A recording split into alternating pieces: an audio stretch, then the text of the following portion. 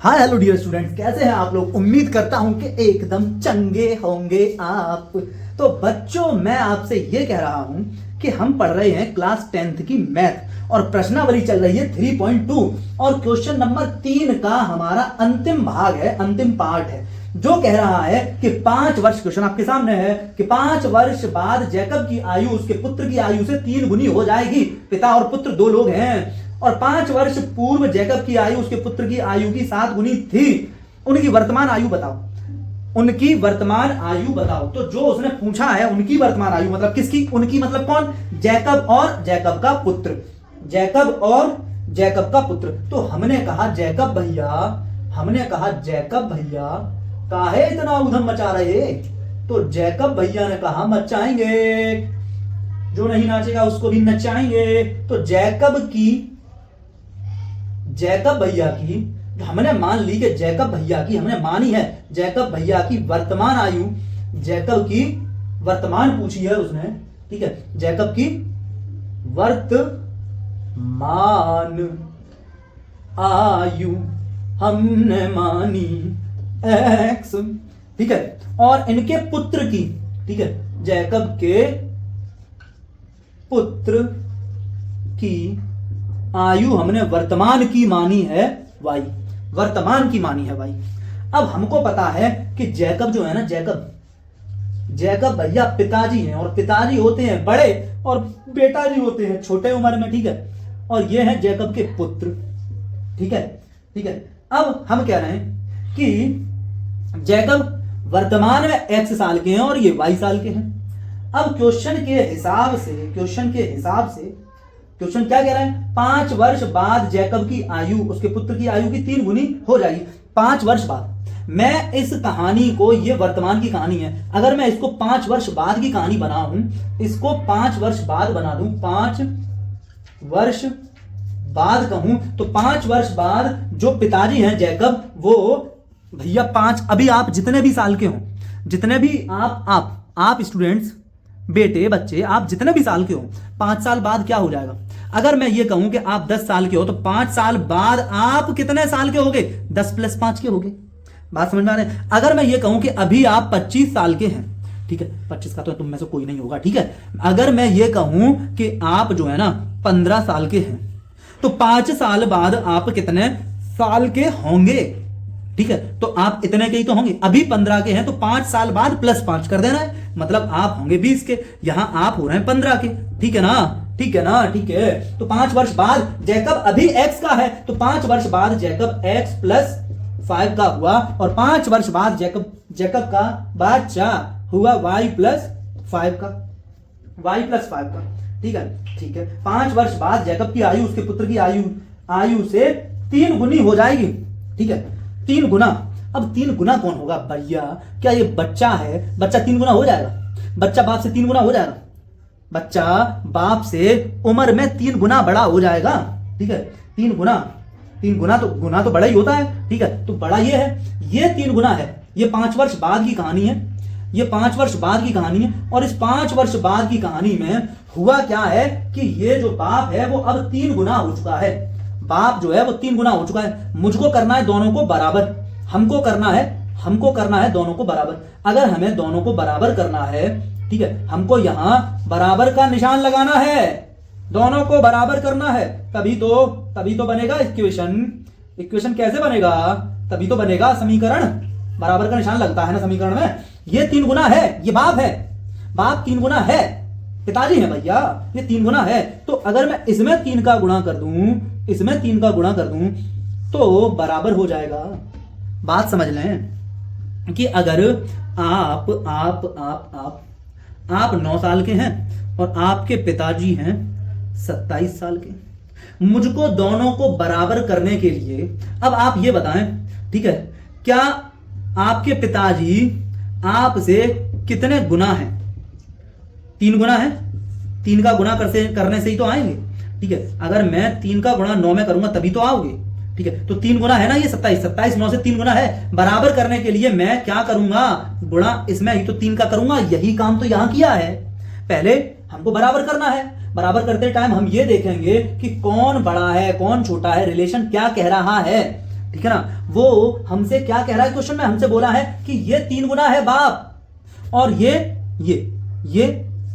3 गुना छोटा है, फिर ये 1/3 होगा, ये 3 गुना है, तो हमें फिर इसमें 3 का मल्टीप्लाई करना होगा बराबर करने के लिए।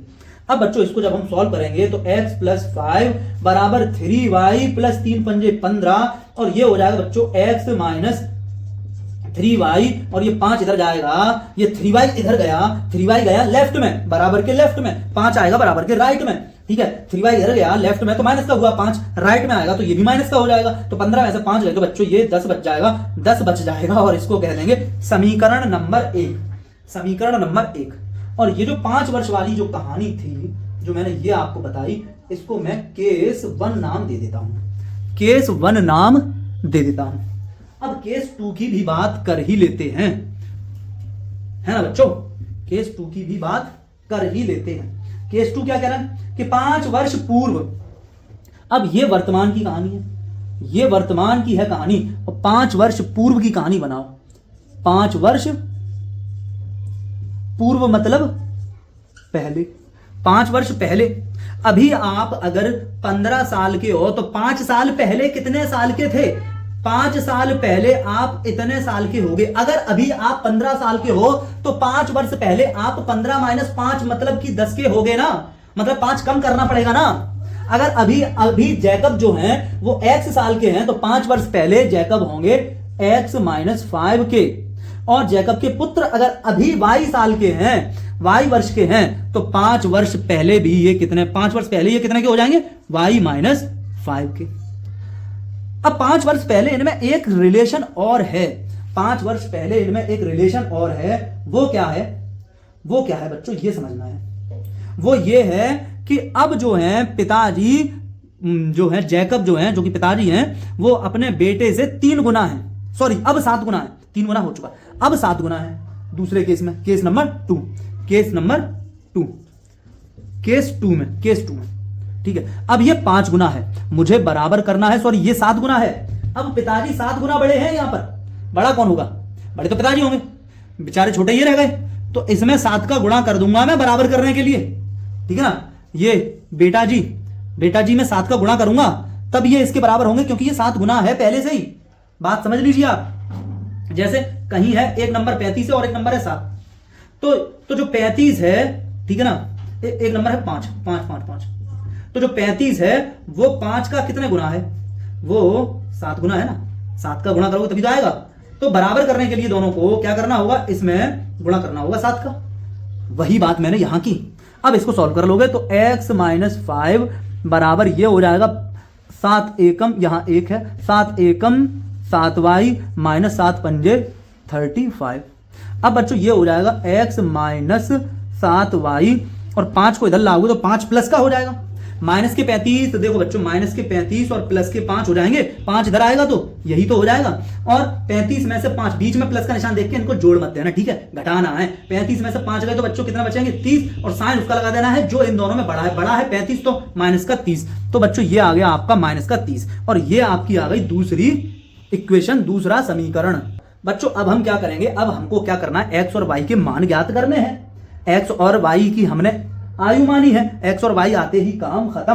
तो अब हम बच्चों क्या करेंगे, यहां पर लिखेंगे कि x बराबर हमारा कितना हो जाएगा, 10 बराबर अपनी जगह, x लेफ्ट हैंड साइड में, अब भी लेफ्ट हैंड साइड, 3y को उठा के राइट हैंड साइड में लाऊंगा तो प्लस का 3y हो जाएगा। इसको आप कह सकते हैं समीकरण नंबर 3, इसको कह सकते हैं समीकरण नंबर 3। अब समीकरण नंबर 3 से x का मान लगा दोगे यहां पर x की जगह कितना लिखोगे, 10 प्लस 3y - 7y बराबर माइनस का 30।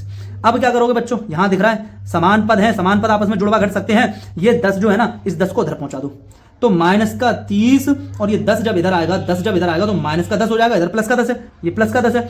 अब ये देखो प्लस का 3y माइनस का 7y, प्लस का 3y माइनस का 7y, प्लस का 3y माइनस का 7y। तो बच्चों एक संख्या प्लस की है, एक संख्या माइनस की, तो घटाएंगे, 7 में से 3 घटाओगे, 7y में से 3y भाग गया, तो कितना बचा बच्चों, 4y माइनस का 4y, क्योंकि चिन्ह उसका लगाएंगे जो संख्या बड़ी होगी उसका, तो बच्चों ये आ गया माइनस का 4y, ठीक है। -30 और -10 कितना हो जाएगा, माइनस का 40 हो जाएगा, माइनस का 40, और ये बच्चों माइनस का 4y।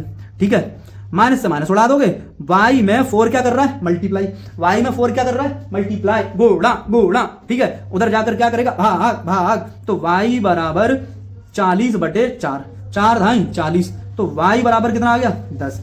इसका मतलब ये हुआ कि वर्तमान में जो बच्चा जी हैं, जैकब जी के पुत्र जी वो 10 साल के हैं। ठीक है ना। अब y का मान अगर मैं इस वाले समीकरण में रख दूं तो काम बन जाएगा, ठीक है। तो हम करते हैं, ठीक है, ये हमारा समीकरण है जो 3, x बराबर 10 + 3y, तो 10 + 3 इंटू y की जगह 10 दिया 30 और 10 40। ठीक है ना, अरे 10 दिया 30 और 10 40, तो ये बच्चों x आ गया। मतलब पिताजी हैं 40 के और बेटा जी हैं 10 साल के। बच्चों आपके समझ में आया है यहां तक? तो बच्चों उम्मीद करते हैं कि आपको समझ में आया होगा। आप अपना फीडबैक हमको दे सकते हैं कमेंट के माध्यम से। ठीक है बच्चों, ओके, पढ़ते रहिए, खुश रहिए, थैंक यू।